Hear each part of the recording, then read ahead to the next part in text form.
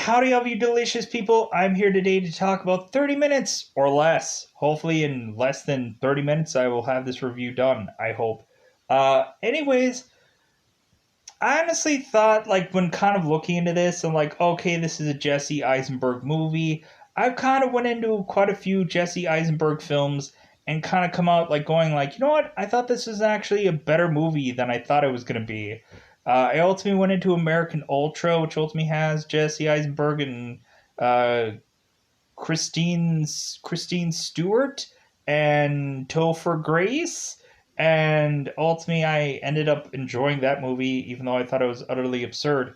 Like a sleeper agent that like kills people. Okay, sure. And then ultimately going into Vivarium, which ultimately Jesse Eisenberg with a girl goes into trying to find out a new home, but it ends up being a home that they can never leave, literally. Like they try to drive around for hours and hours and hours to never be able to figure out how to get out of this place that they are to call home.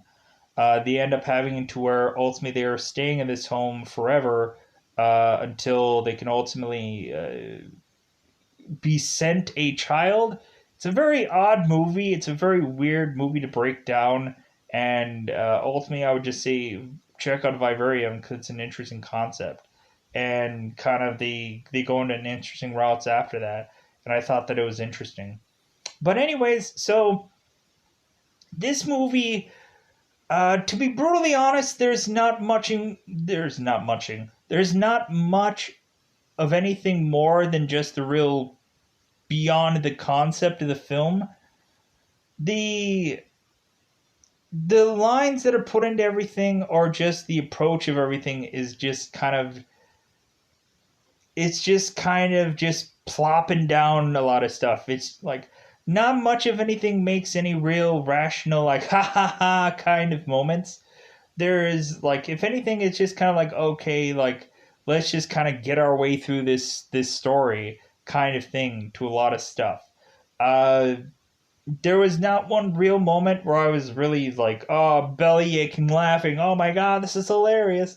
Because everything kind of felt just so. Like everything was kind of just like clunky. I don't know. But when looking at it, I was like, you know what? Like, I'm probably expecting this to be a dumpster fire, and it probably got pretty dang close to being that. I don't know. It was, if anything, like the whole crux and the whole story of this whole thing kind of felt very flimsy. Uh, like the whole approach of why having to uh, have a guy with a bomb on his chest. Reasonably, it really just coincides with a person desperately wanting to commit a certain crime but not having money for that certain crime. So ultimately, they put a bomb on a pizza guy's vest or pizza guy's chest to ultimately make him go and forcibly do the crime that'll get them money uh, for them to uh, have him drop off their money to have them then commit the crime that they wanted to do besides this one crime that had already been taking place with Jesse Eisenberg as the pizza man. And so reasonably within this movie I just thought that I'm like god there is a lot of just there's story that I guess like has some like rational connections, but I just thought that there was so much that just had to be just really pulled as almost kind of like a filler of like okay, well like how can we like waste another like uh 10 to 20 minutes of this film. Oh, okay, how about we just do this scene with this person now? Oh, okay. And then ultimately let's pull in uh Jesse Eisenberg's best friend to this and have him pulled into this whole thing. And oh, let's have Jesse Eisenberg's job being pulled into this and so on and so forth and like it just felt like there was like a lot of like justifiably eating of time when going into this and there was some interesting points, but then again, it was nothing beyond a concept. There was no story here. There was no real interest beyond there just being a concept. And that's all that I honestly need to say. It's just a concept that kind of just doesn't deliver a story. And that's all that I really need to say about it. So let's just go into spoilers. Let's quickly bust this one out and call it a day. Because really, for this one, um, yeah, it was like pen to paper. It was just there was no real legitimate lines that I thought of like, oh wow, like yeah, the it has a very goofy concept, but man, did it just deliver like banger lines. No, it didn't. Like it's like, yeah, concept flimsy, and then everything else was even flimsier when going into this movie. So let's flimsy our way into saying, hey, thumbs up. So let's go into that delicious double timed portion of time to ultimately just talk about this movie and go into spoiler time. Spoiler time. Let's go into that sweet, delicious spoiler time. Spoiler time now. So going into spoilers. So we ultimately have it to where Nick ultimately is a pizza delivery man that is delivering to everybody in 30 minutes or less. It seems like a lot of people are trying to beat this whole 30 minutes thing by like being two towns away and making it impossible for Nick to be able to make it in 30 minutes or less. And so ultimately that's the whole crux of this whole thing. So we eventually have a man called Dwayne that is ultimately wanting while being at a strip club to figure out how to because we have a deadbeat son that is ultimately just kind of just living vicariously through his rich father, and so reasonably we have it to where he is just kind of ultimately saying how much of a dick his father is, and so reasonably he is going to a strip club and ultimately talking to some stripper, some girl named Juicy, that ultimately he knows, I guess, really well. Because ultimately he's just like telling like, man, I would just love my father to just kick it. And to where Juicy is just telling him by taking off all of her clothes, like, hey, how about like I know a hitman. Ultimately, if you pay him $100,000, like he'll be able to take out your father for you. So you know what? If you just go ahead and just get that $100,000 together, this guy will be able to hit your dad.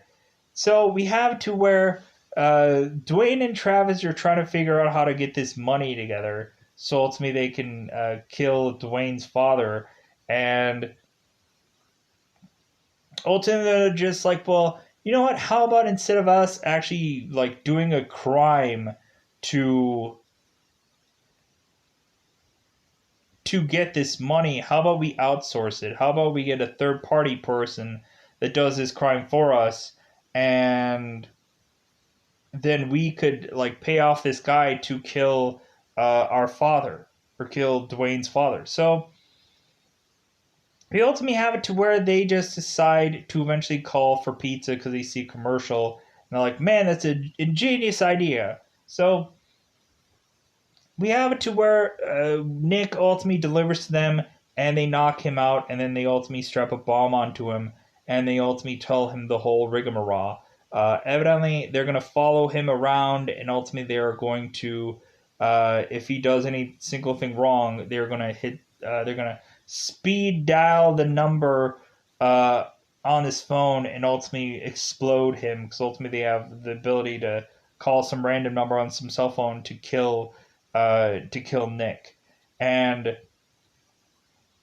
so ultimately we have it to where Nick is ultimately just like, oh my god, this sucks. So ultimately, Nick doesn't know exactly what to do. So we ultimately are pushing into now having Chet is a teacher, but is also Chet is Nick's best friend. That ultimately it seems like they have a backstory brewing together, where ultimately, evidently, Chet had slept with Nick's mother and broke up Nick's parents, and ultimately, uh, Nick had slept with Chet's sister. And like, there's a whole conundrum of that, and so ultimately, they're just talking about sleeping with sisters or sleeping with whoever, and blah blah blah. So we have it to where Nick is ultimately like in desperation to figure out how he's going to be able to do this crime, and ultimately is asking Chet if ultimately he will do the crime with him. And ultimately Chet's like, are you serious? And ultimately like Nick's like, yeah. So ultimately Chet easily goes along with this to where they're planning this whole crime out.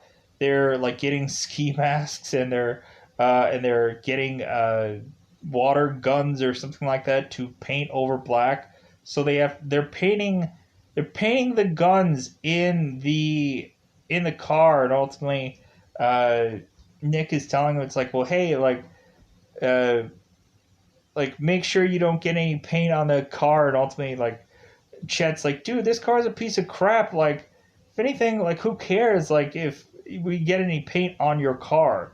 And ultimately, they're talking about how long it's going to take for the paint to dry. That's really how much is going on with this movie, where you have to talk about how long the paint is going to dry. That it's like it's not instant dry and blah blah blah. Like, that's a line of dialogue that they have to push in this story because there's nothing going on. So we have it to where Nick is eventually going to say, like, well, I'm going to go to my work, told me, tell him, like, I quit. Like, if anything, I'm going to die anyways, probably from doing this, so, or I'm going to have to go to jail for the rest of my life, either way. So ultimately, like, I'm going to go and tell my job I quit. Well, we have it to where Nick goes to see his girlfriend to ultimately, like, tell her that he loves her and whatever, which ultimately is actually Chet's sister. And Chet told him, it's like, hey, like, never see my sister again, never talk to her, never whatever. But ultimately, Nick goes to her and talks to her anyways. So, and eventually he goes to his job and ultimately tells him, hey, I quit. And ultimately, like, his boss is like, what? So, we ultimately have it to where uh, Nick eventually goes and talks to Chet and he's like, man, you were in there for a long time. And he's like, yeah, I had a lot to say. I had a lot to say. Yeah, to his girlfriend. We ultimately had it to where Dwayne and Nick were tailing them the entire time, and they were trying to figure out like what he was doing. To the point where Dwayne was almost like really tempted to just like press the button to kill Nick off. Because really, it's like, dude, he's doing all kinds of weird stuff, and we have to like question everything that he's doing. Um, but ultimately, like Travis ultimately follows him to find out, like, oh, he's talking to his girlfriend. Oh, okay. And Dwayne is also like, yeah, he's probably getting one last BJ before he explodes. So pushing on, we end up having it to where ultimately they end up robbing this bank.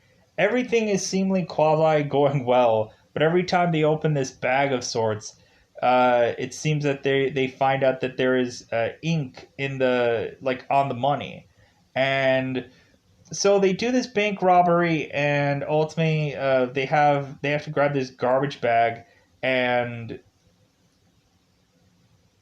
to ultimately put new amounts of money in. And so they get out of this bank scot free without any alarms going off or anything, but it seems like they go off in the tail end of this, but both the guys end up going away or going out of the way before all this. So they end up having the money now, and so ultimately we have it to where uh, Nick is calling the shots between Dwayne and Travis, ultimately uh, telling them, it's like, hey, like, because ultimately we have it to where Nick ultimately drops off the money to Chongo, this hitman, and ultimately, like, Nick was promised that ultimately he was going to get the combination to the vest, and ultimately Chongo didn't have the combination. To where Dwayne was mentioning to Travis that ultimately he was never going to give Chongo or Nick the combination to the vest, to ultimately he was going to die regardless. Nick was. So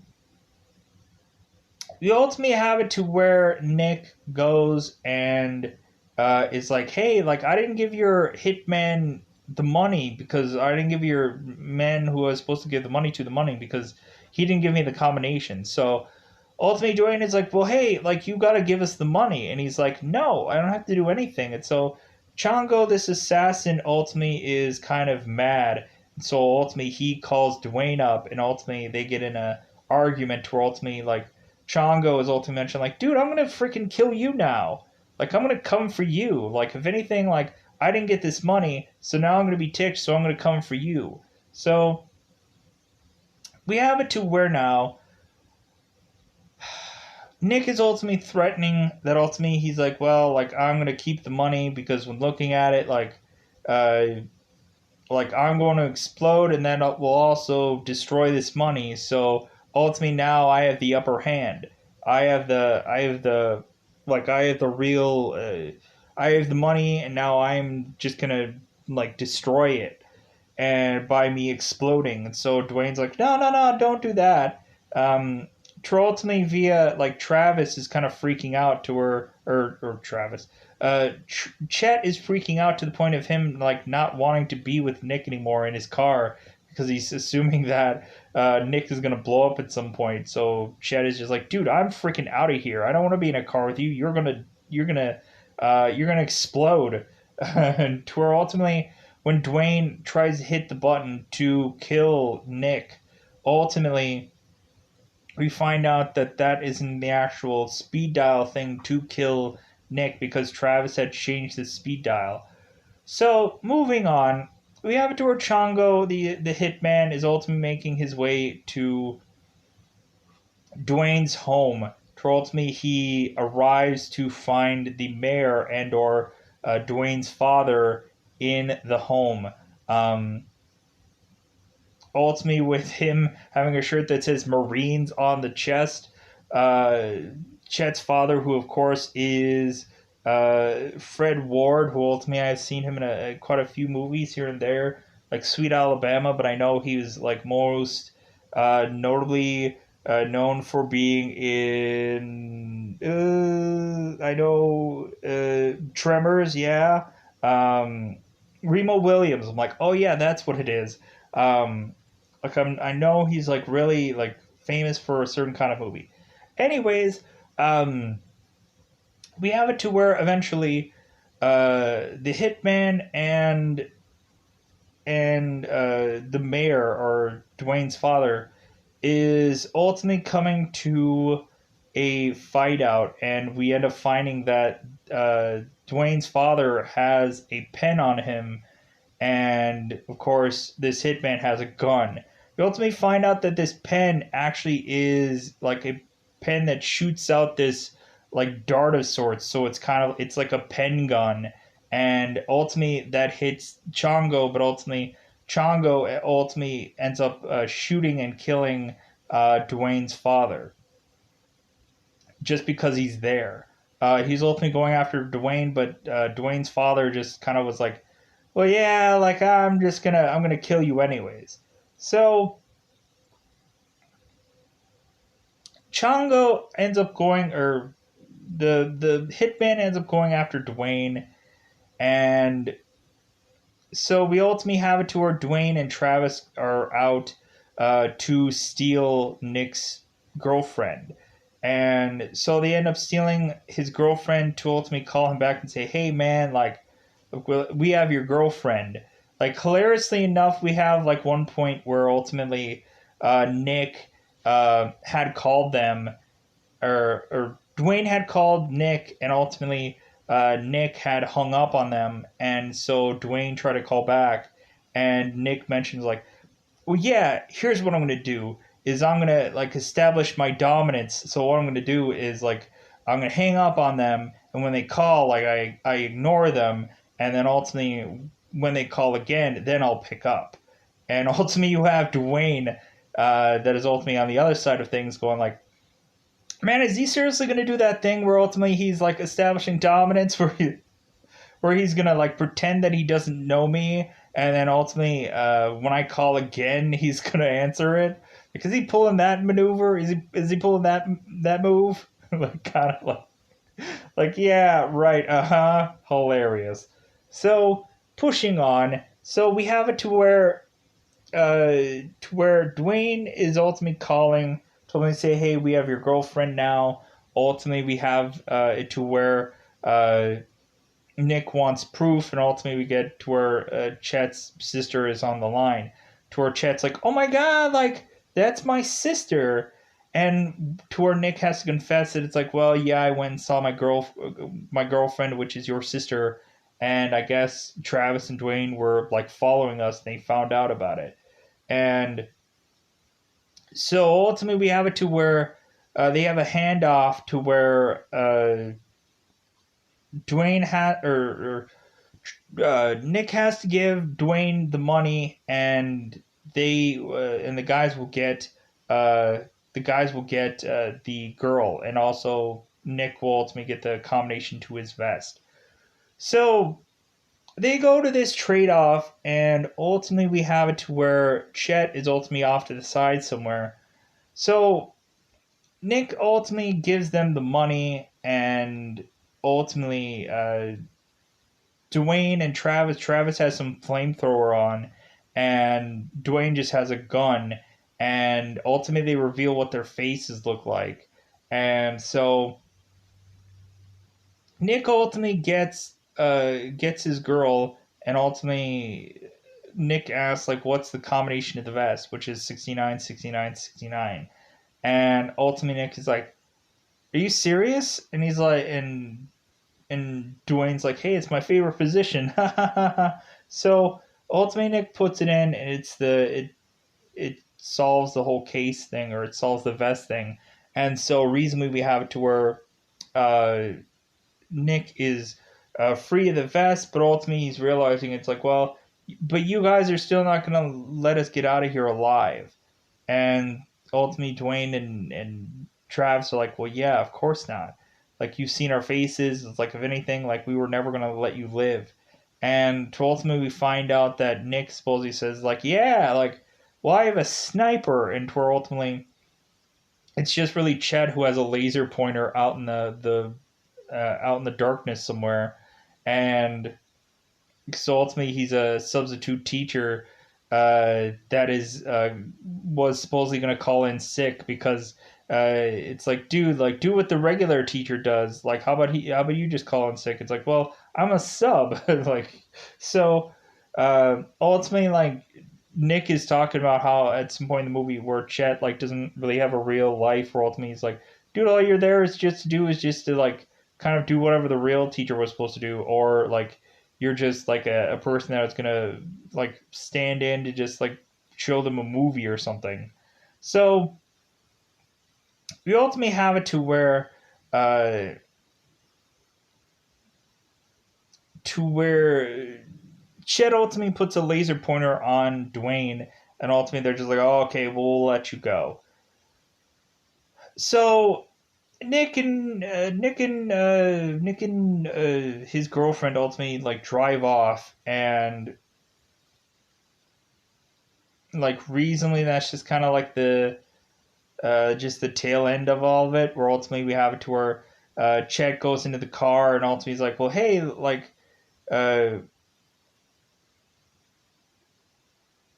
like, isn't it great, like, we ended up keeping the girl and the money. And so ultimately when they pull out the bag of the money, it ends up they end up finding out that there's some ink on it, and like Aziz ultimately gets hit in the face with all the ink. uh Plus reasonably Dwayne and Travis didn't need the money anyways, because their father is already dead. um but yeah. uh but that's just kind of how the movie just fizzles out, and the movie just ends where kind of the hitman like does his job anyways, and like that's just kind of how the movie just kind of fizzles out and ends. So yeah, I guess not even 30 minutes or less, but ultimately at the end of the day, this movie was just it was just a goofy film. that ultimately, like, the story didn't help. Story didn't help. Um, Reasonably, uh, there was a lot of just stretching of for me to even like talk about this movie because ultimately for me I'm like there's nothing going on in this film. So I think at the end of the day that's all I could say about this film in less than 30 minutes to explain it because I can heaven forbid come up with more stuff in here to really talk about. Like the best part is when Nick and Chet are kind of talking about their lives, kind of giving us backstory of these characters, and I think that that's really about it. There's not much to really pull from this movie besides that. So I think that's all that I really need to say. But anyways, yeah. I guess there was funny things going on in the bank.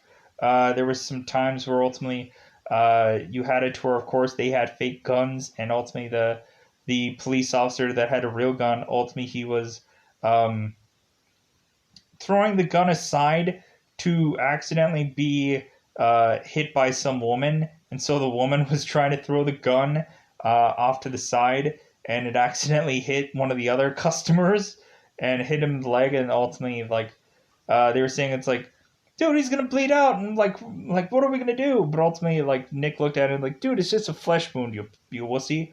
So but ultimately, Nick was giving giving the wounded bystander some money, and ultimately telling all the other people like, "Hey, don't tell anybody that we gave him money for his wound."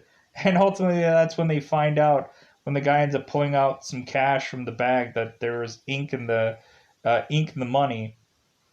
Told me they were like asking the cashiers like, "What the heck?" Like, dude, you betrayed us, and she's ultimately like, "They make us do that." So ultimately that's when they had to get the trash bag together to ultimately get the money. But there was more ink in that thing anyways.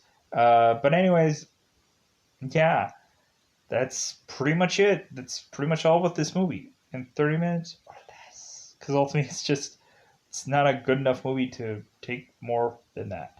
So I'm gonna get out of here. Yeah, this movie is just concept, and that's all it was.